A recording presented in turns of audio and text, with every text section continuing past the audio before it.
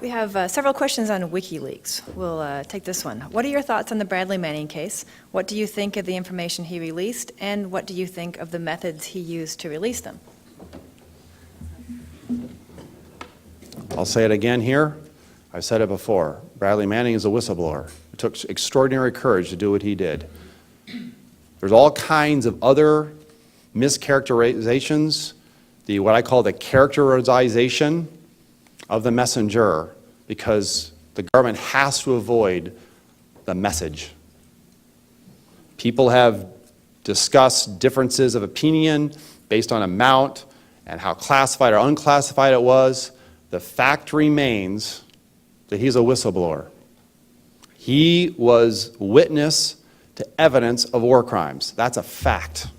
He was witness to evidence of abject corruption in Iraq. He was witness to what I call the dark side of our foreign policy. He was witness to where he was even asked to look the other way, even though he brought it to the attention of superiors. And this is all based on what's already been published. And he's being charged not just with the Espionage Act, but with aiding the enemy, which is a capital offense. You have to remember, what's my connection here?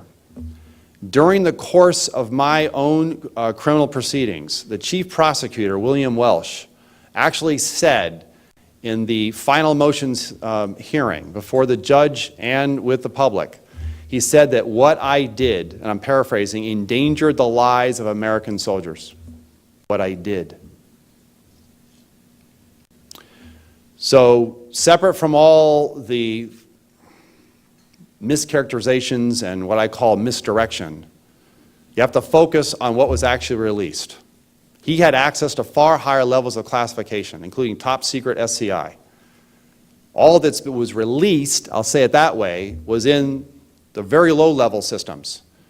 But the aggregate of that provides a very disturbing picture of who we are in terms of our American exceptionalism. And I say that unapologetically. Because you think about the extraordinary loss of blood, of American taxpayer treasure, the extraordinary loss of lives and overseas. For what? For what? And he's having to bear an incredibly high price because of a choice he made in his own conscience about what was right, and he wasn't going to remain silent.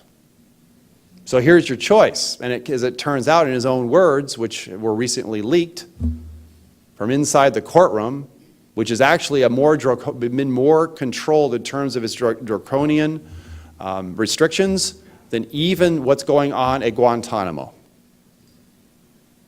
It's very clear in his own words why he did what he did. And it turns out he had gone. He actually had made the attempt to connect with U.S. press, U.S. media, mainstream media. And guess what? And so even the prosecution was asked by the judge, Judge Lynn, what if he had gone to the New York Times?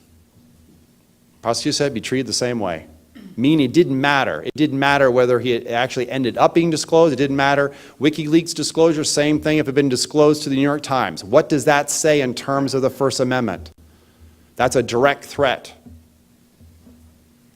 If you burn the sources, you fry the sources, what message are you sending? And so what are you left with? You're going to be left with government mouthpieces and spokespersons saying what's authorized and isn't?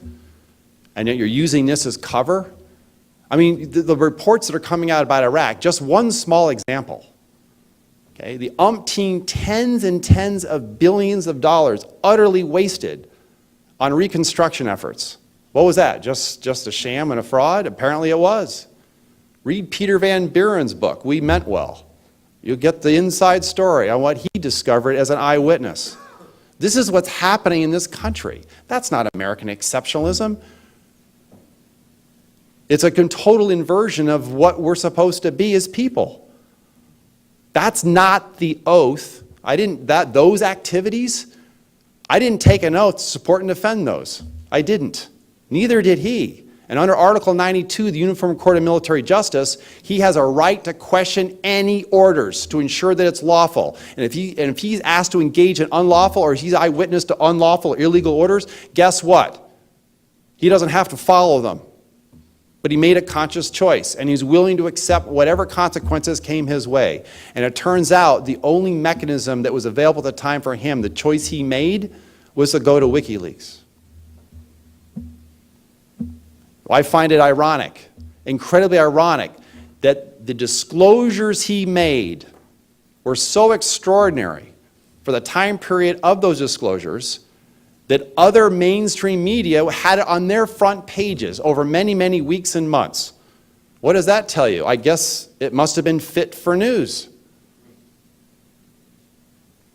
There's a lot more I could say about that. I stand with Bradley Manning.